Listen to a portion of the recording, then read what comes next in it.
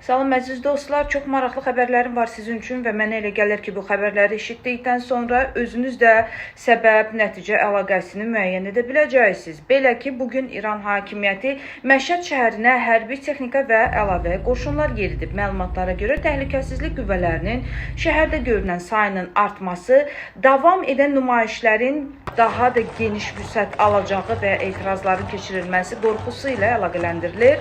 Şahidlərin sözlərinə görə şəhərin əsas giriş-çıxış nöqtələrində zirehli texnika və silahlı qüvvələr yerləşdirilib. Bəzi ərazilərdə isə təhlükəsizlik nəzarəti gücləndirilib. Onu da qeyd edim ki, Təbrizdə də hərbi vəziyyət elan edilib. Vətəndaşlara axşam saat 20:00-dan sonra küçələrə çıxmaq qadağan olunub.